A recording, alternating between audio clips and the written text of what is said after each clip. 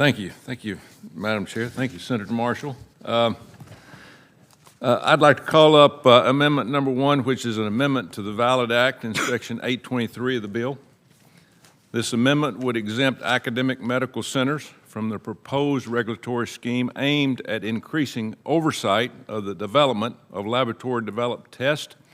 We have some exceptional academic medical centers in the state of Alabama, such as University of South Alabama Health Children's of Alabama and the University of Alabama Birmingham. The extraordinary patient care and cutting-edge research that these centers provide are vital to my state and have global impacts.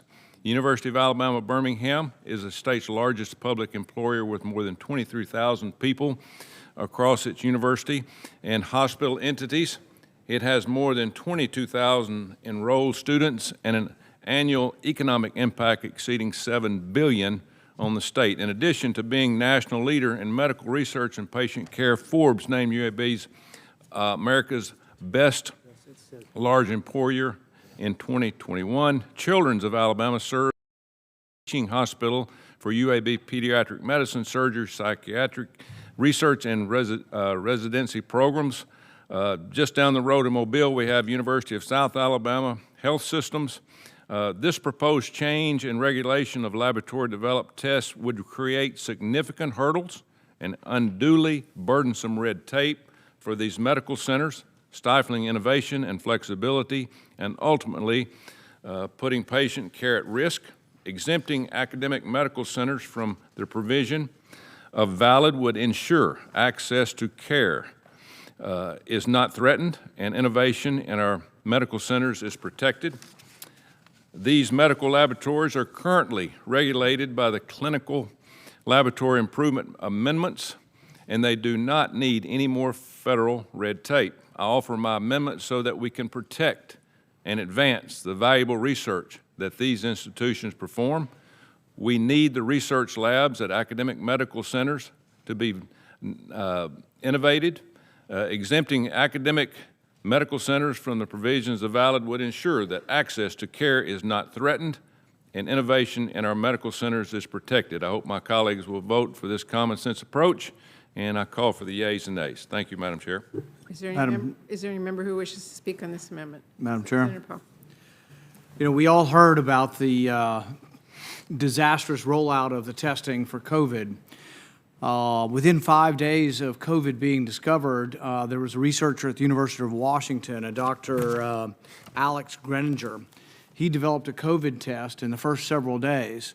He was stymied by the FDA. He was told, oh, now you need to do more testing with the COVID virus. He asked for more virus. They wouldn't give him the virus. His test actually worked, and it ultimately was utilized in COVID. What they did is the FDA monopolized this, so we centralized the control. Instead of all these certified labs at all these universities, not only University of Washington, University of Alabama, Auburn, University of Kentucky, all these labs have great scientists. They've all been certified in these labs.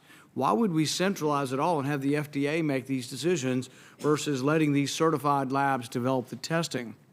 The other thing that happens, and the FDA does it, they sometimes give the testing to a drug company, and then it comes out, but let's say the test doesn't work well, and somebody else in a lab develops a test that works better. Now it's got to go back through this laborious FDA process. What we have works. It's decentralized, but we have hundreds and hundreds of college and university labs that can develop these tests, and they're very nimble, and they develop them quickly.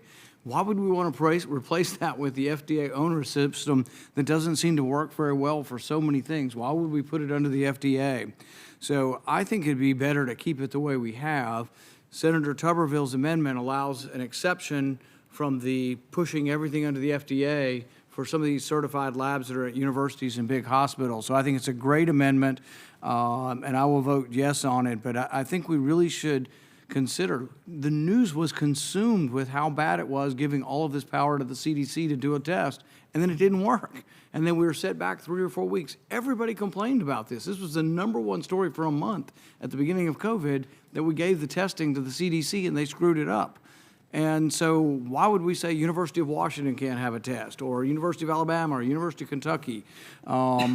The American Molecular Pathologists Association has come to me. We have over 100 people signing, and I'd like to ask unanimous consent that their letters, we have 100 signing research scientists at universities, are for keeping the system the way it is, supporting Senator Tuberville's amendment, and I ask unanimous consent that this letter be entered into the record. Without objection, so ordered. Any other senators Madam wish to Chair? speak? Senator Cassidy. You know, I just emailed a friend of mine who's a pathologist this morning about this, because I'm also concerned. The FDA just can't organize a one-car funeral, and now we're trying to make them, oh, my gosh, we're going to put you in charge of innovation as regards things that have to be developed rapidly. So she sent me a list of tests that are laboratory developed that are non-FDA approved. Salmonella, Shigella, Vibrio cholera, Neisseria, meningitis, E. coli, measles, mumps, hepatitis A, all tests related to this. If your child is sick, by golly, you want a salmonella test that's there, but we're going to depend upon the FDA to somehow finally approve something. I think that Tuberville and Paul have got it right. Let's carve them out and give some sort of flexibility as opposed to an organization which, I don't even know if people are showing up to work. They can't even tell us that they're showing up to work except by Zoom, and yet now we expect them to be in the lab testing this. I have no confidence in them. Any other senators wish to be recognized? Madam Chairman, Senator Burke. just briefly, I want to commend Senator Tuberville and respect Senator Paul and Dr. Cassidy's comments. Listen, when COVID happened, this was once in a decade deal, once in a millennium, whatever. The fact is that we task NIH and Dr. Collins to go and create tests. I don't believe for a minute that we've got all the stuff right. But I do believe this, that we do understand who does safety and efficacy. We may disagree with the timelines that they use sometimes. Fine, let's fix the FDA. But let's acknowledge the fact that if you've got two different things, two different entities creating the same thing, one can't be regulated by one and regulated by another, that it's all got to be under the same umbrella. So maybe instead of valid, maybe the private sector labs should be approved by CLIA. I don't know. I mean, that's a risk. But when you've got competing labs, they should all be controlled by the same regulatory body. So I'm going to oppose the amendment. I think this has generated a tremendous amount of interest. The debate is going to be healthy.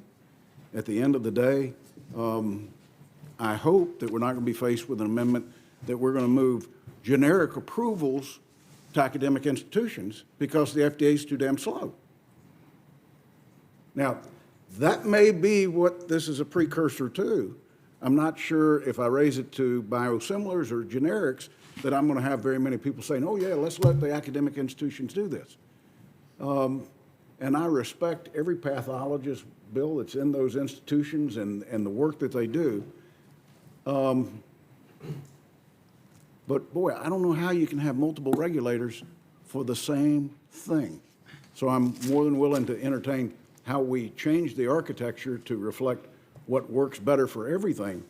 But just creating a carve-out for somebody because they say, we want to be regulated by CLIA, we don't want to be regulated by FDA. I don't think that's the right reason. Madam Chair?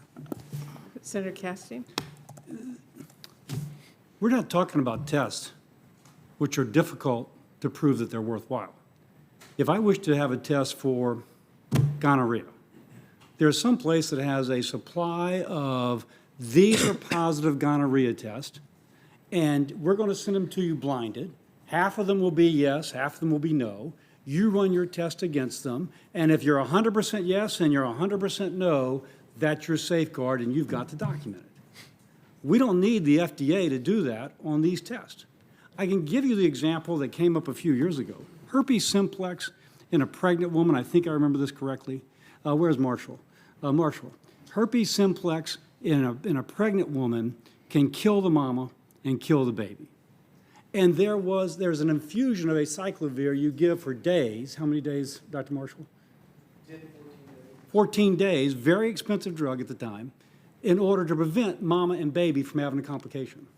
There was not a commercial lab that had this for years, but the academic medical centers had developed a PCR test for herpes so that the mama could be screened, avoid 14 days of unnecessary drug, or get it if she didn't have it, if she needed it.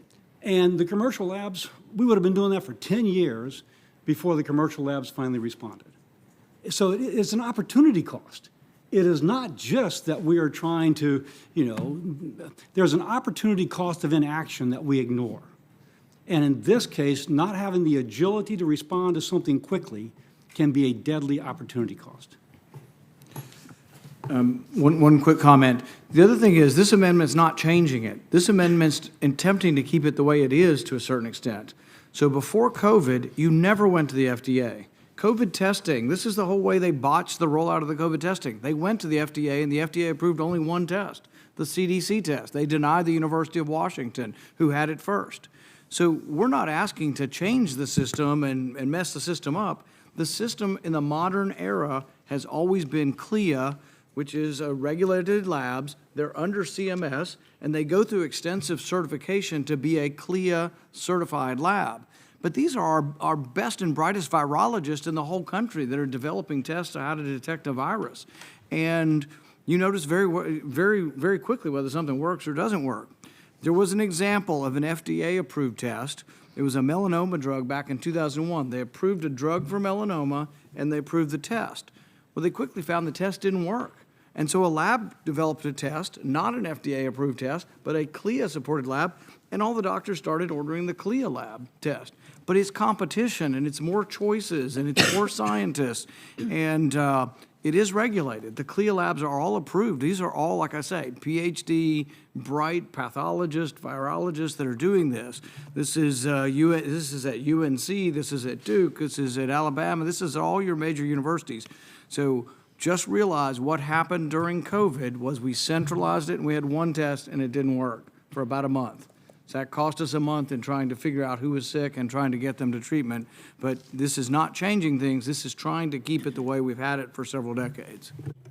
Madam Chairman, Ms. Senator. I overlooked the fact that I should have pointed out to my colleagues that we have an exception in the VALID Act that says if population under 10,000, bill provides a flexible review pathway to be addressed. So in those cases that you talked about, Bill, which are smaller populations, in addition to that, the College of American Pathologists supports the VALID Act. Thank you. Let me just conclude this conversation. Senator Tuberville, thank you so much for offering this amendment. I do appreciate your interest and focus.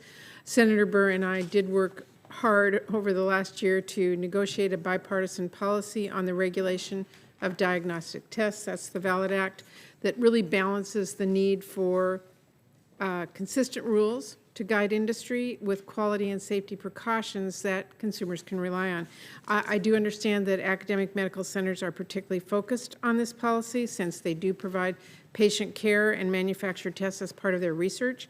We've heard those concerns and incorporated much of their feedback in the underlying bill. For example, by eliminating the need for FDA review of custom and low-risk tests and an extended transition period until 2027 to allow additional time to prepare the new regulatory framework. And although your amendment is framed as a flexibility clause, the language of the exemption is far too broad and would leave large gaps in the valid framework. So when this amendment comes up at the appropriate time, I will move to table this amendment. Madam Chair, can I make one short comment on this? Senator Paul. The letter that we submitted is from 30 pathology associations and academic labs, including University of Washington, Penn State, the University of Vermont Health Network, pathology departments at Duke, UNC, East Carolina University, Tulane, University of Minnesota, University of Pennsylvania, University of Alabama, and many others. There are a lot of people. This is not a minority position. This is the majority position among academics in our country. Thank you. Is there any other discussion? If not, I will move to this side to offer an amendment.